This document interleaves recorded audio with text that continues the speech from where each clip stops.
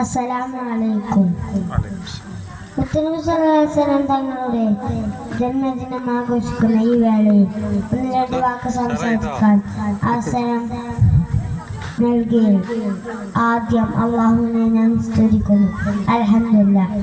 ഇന്ന്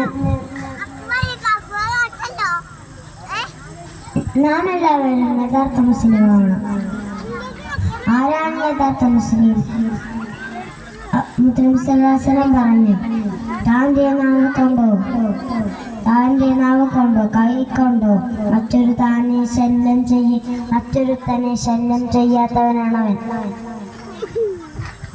കൂട്ടുകാരെ, നമുക്കും യഥാർത്ഥ മുസ്ലിമായി ജീവിക്കാം. ഇത്രയും പറഞ്ഞ്